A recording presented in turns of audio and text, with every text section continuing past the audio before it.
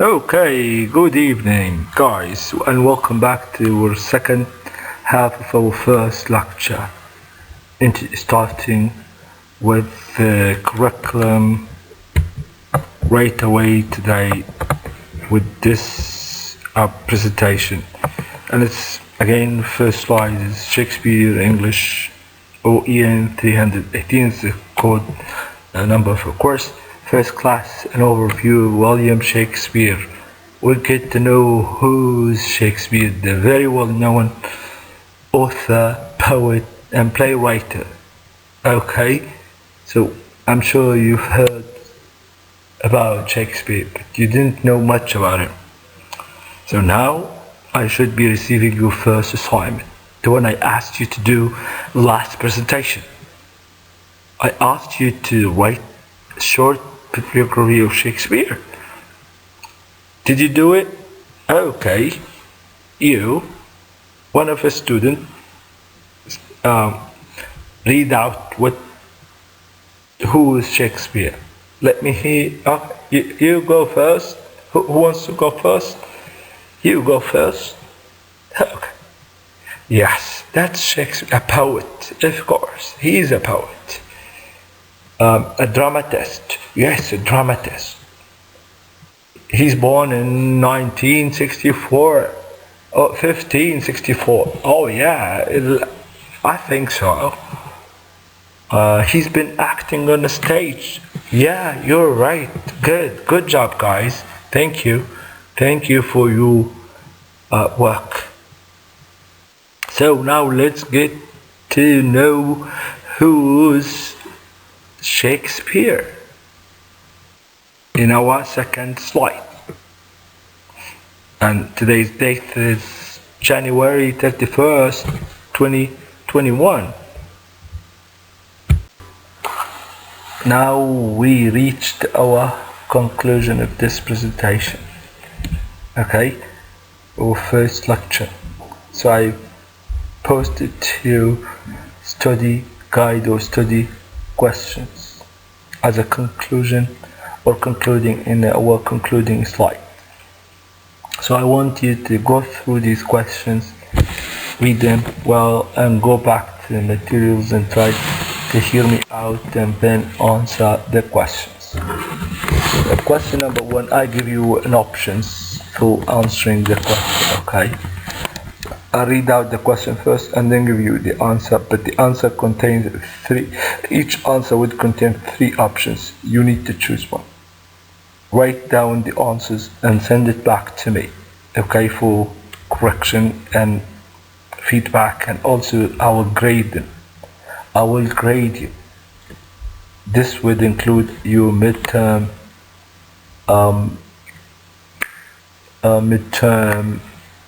grades. So that's how I would start to evaluate your performance. Question number one. Where did Shakespeare grow up? You give me an answer before I give you the options. So where did he grow up? London, Oxford, or Stratford upon Avon? What city you choose? Question number two. Who was Shakespeare's wife? You name it. Okay, you? No. Hawa? No. Elizabeth? No. Okay, I give you three options. Anne Hathaway, Mary Arden, Judith Shakespeare. Which one? Okay, you think of it and go back to the slide and read it out. Why were Shakespeare's plays published? Why were Shakespeare's plays published? Yeah, I've mentioned this in a discussion. You forgot? You didn't have a great memory? Oh no, I don't want to read you the options. You guys think of it. Why were his plays published? Okay, I'll give you the three options and you choose one.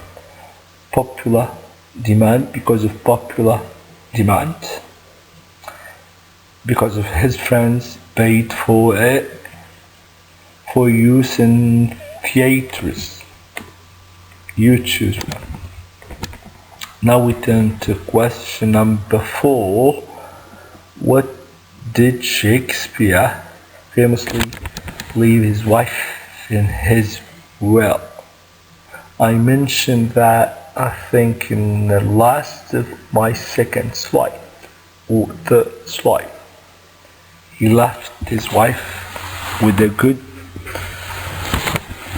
or famous will. So what is it? Okay. A cloud? No. Money? No. A car? No. A house? No.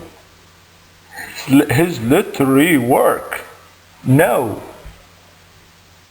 More tries. Who can give us more suggestions? What is it? Excuse me, what is it?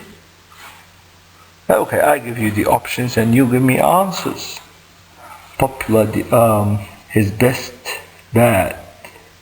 His second best bad. His bad. Which one? You name it. Now we're moving into our fifth and last question, and that is, where did Shakespeare get the story of Romeo and Juliet from? Okay. England? No. Bulgaria? No. Brazil? No. You name it, you name more. He made it up himself. It was a true story. You think it was a true story? This is my second option. Did he get it from a UK, from a USA, from Canada? No. He borrowed it from an Italian writer. So now you have more than 3 options and you choose one. If you answer all these questions, that means you mastered half of the knowledge of this lecture. And please try. I have more actually questions. Some of these questions will be based on the exam, and of course I grade you. Okay, I will grade you. That's how you have 40 marks in the midterm, so that's how you can collect some of your midterm grades by doing assignments. So please, before next class, I want you to submit these answers. So you have 2 assignments. A short bibliography of Shakespeare and answering these study questions, and post them on the system of the university, or you send it to me.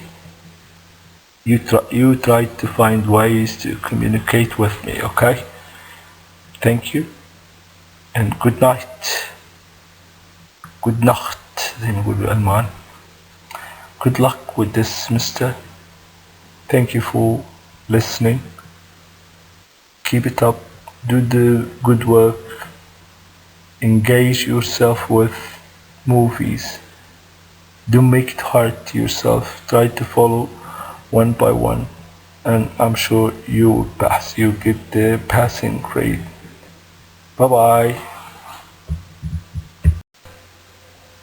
Well, now we turn to know much about William Shakespeare. Shakespeare. Who's Shakespeare? Who can tell us who's Shakespeare? Okay, I want to go first. Shakespeare, we've always been hearing about Shakespeare. Anyone who's interested in English literature must know who's William Shakespeare. So Shakespeare was born in 1564 and grew up in the town of Stratford-upon-Avon, and not much is known about his early life. They didn't know that much. Okay, he wasn't that very well known in his early stages of life. Shakespeare's plays weren't published during his life. It was only after he died. So that goes to his friends who got together and paid for his plays to be collected. So you see how when you're making good friends, even if you dead, they would make good deeds for you. So that's what Shakespeare's friends have done. They collected his plays and published it and collected it. Okay, so yeah, and that's merely Shakespeare. Now we turn to a childhood and family. Okay, so childhood and family. Shakespeare grew up in the town of Stratford-upon-Avon. His mother was the daughter of a local farmer, and his father was a glove maker. They were one of the richest families in town. Shakespeare went to school in Stratford, his hometown, where he would have learned to read and write in Latin and Greek, as well as English, so he mainly 3 languages. One of the ways in which the students were taught was through the performance of Latin plays. He would also have learned about plays from traveling companies who performed in Stratford. Shakespeare's father was a bailiff, and companies had to get the license from him to perform in town. At 18 years old, Shakespeare married a local girl, Annie Hathaway. They had 3 children, a daughter called Susan, and twins, Hannah and Judy. So he's got 3 kids. Hannah died in 1596. Shakespeare appears to have named his most famous character, Hamlet, after his son. Apart from his marriage and children, there is no record of what Shakespeare was doing at this time before he went to London. Some people have suggested he was a teacher. The area in which he grew up influenced his plays. The Forest of Arden, in the north of Stratford, appears in As You Like It. As a country lad, he knew plenty of names of plants and flowers which feature all over his work, like the wild pansy known as Love and Idleness, which purple with love's wound is the little flower which causes all the mischief in a midsummer's night dream. So yeah, so that's mainly childhood. So that's mainly the childhood of Shakespeare. You see how he grew up in Stratford and moved to London, and then he got married. Okay, and let's go to the part. Did you know what? In Elizabeth, hear me out, times spelling was not fixed. They didn't have a fixed spelling. يعني ما عندهمش تهجئة ثابتة. Okay, you could choose how to spell certain things, including your own name. Shakespeare signed himself as Shakespeare. So he's got like 3 or 4 spellings of his name. So it's not fixed, مش ثابت, huh? And Shakespeare's plays were not published during his life. We mentioned it earlier. So most of his plays were published after his death and were collected by his friends, actually. So yeah, thanks to his friends. It was only after he died that his friends got together and paid for his plays to be collected. If they hadn't, most of the plays wouldn't have survived to this day. So if his friends didn't collect them or pay for a collection of Shakespeare's work, we wouldn't have to study them at this stage.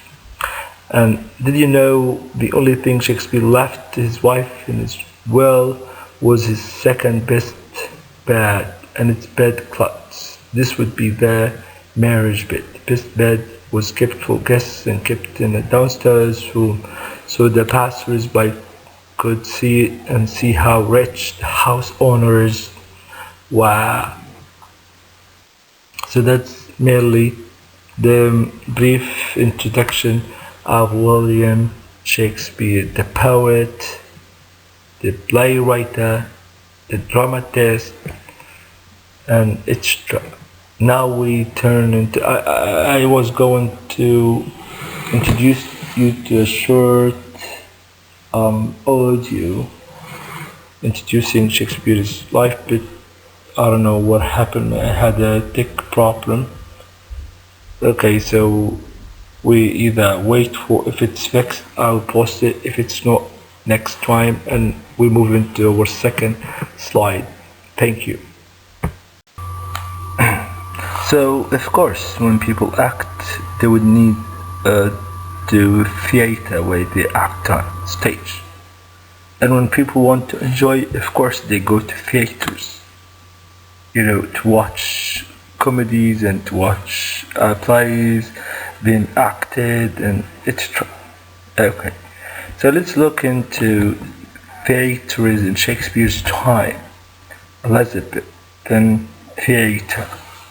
The origin of Elizabethan theater are in the medieval mystery plays, tropes of the players traveled on carts from town to town and would turn the carts into a stage and perform. That's how things happen. That's how they create scenes of acts, مشاهد التمثيل.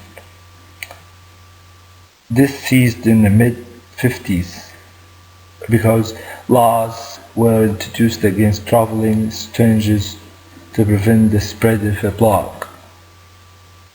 In 1576, or 76, yes, the first theater was built. So you see now they're moving into modernity, more modern. They built up theaters where people can act and audience can go and enjoy the acts, instead of what happened in the 50s where people travel from one place to another on carts to act plays. So that's nearly theater in Shakespearean time. And again, let's look into how did people live in Shakespeare's day. People were extremely superstitious in Shakespeare's day. They believe in superstition, الخرافات يعني. Okay, this affected their views in everything from religion to treating illness. Whenever they believe in superstition than in religion or other types of, society in Shakespearean time was quite strictly divided by class. The nobility, we have different types of classes.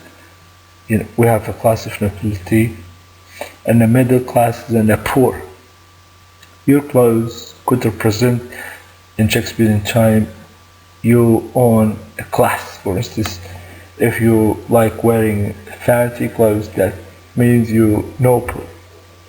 If like dirty, bad look, of course they would look into you as poor.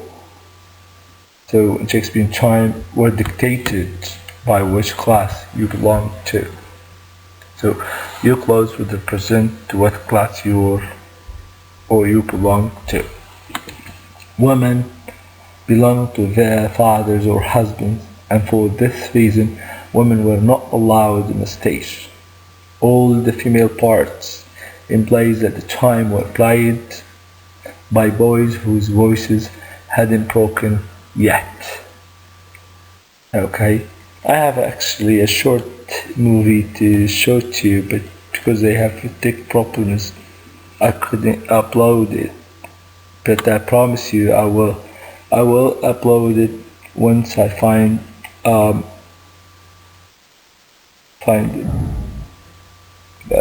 good time. Okay.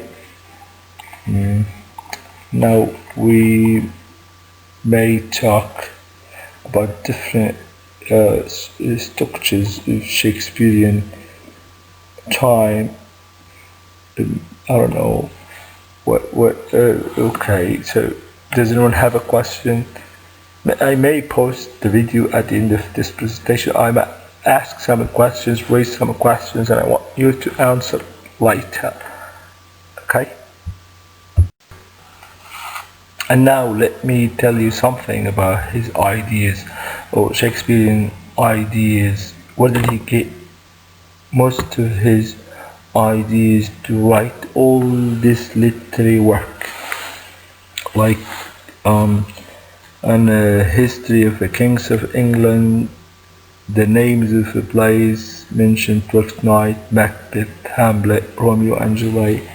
So Shakespeare wrote different types of plays, histories, tragedies and comedies, as well as most mixtures called problem plays. He drew on many different sources to create his unique plays.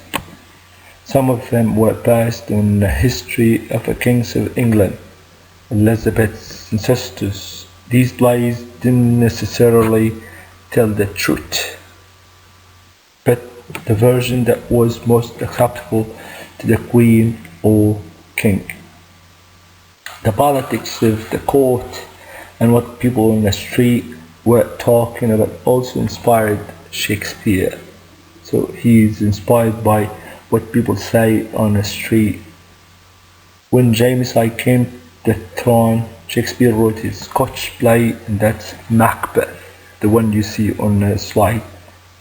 Very well known play, which featured the witches James was interested in. The character of Banquo was portrayed as good and wise in the Macbeth play, because James was descended from him. Shakespeare set some of his plays, such as Twelfth Night, the one mentioned that on the slide,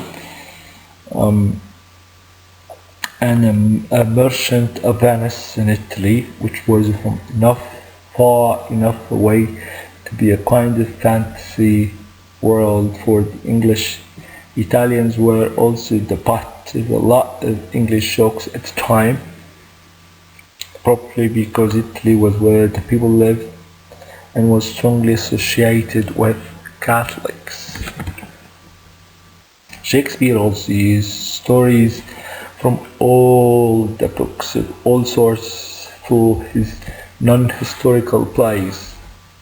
He borrowed from Latin and Greek, as we mentioned earlier, that he learned at school Greek and Latin authors, as well as adapting stories from elsewhere in Europe. So he would adapt some stories from Europe. Hamlet is borrowed from an old Scandinavian tale, but Romeo and Juliet comes from an Italian writing at the same time as Shakespeare. Adapting the work of other writers was very common at the time. He would adapt some of the work of others into his way, according to his culture, where he lived. Okay? So although he borrowed plots, Shakespeare made the details his own and often combined different plots. Even the plot he would borrow, and he would adapt it. He makes a bit modification into it, and he may cut some of the scenes, he may add some of the scenes in order to match his interest. So that's mainly his ideas. That's where he gets his ideas. you think are out of the box. Okay. Now let's come to the point that did you know فقرة did you know what? Hear this out. Just as Shakespeare borrowed his ideas from others, lots of modern films borrowed ideas from Shakespeare. You can see some of the movies these days have borrowed Shakespeare's thoughts, work. You might have seen adaptations like 10 Things I Hate About You, The Taming of the Shrew, or The Taming of the Shrew, ترويض المرأة الكاسحة يعني. Or She is a Man, Twelfth Night. Films like Shakespearean Love borrow elements of his plays as well as his life. Shakespeare didn't write all the plays himself. It was common in those days to write plays with another person. We know he wrote several plays with other people, such as Timon of Athens with Thomas Middleton. These are often his less famous plays. So that's mainly the main ideas of Shakespeare.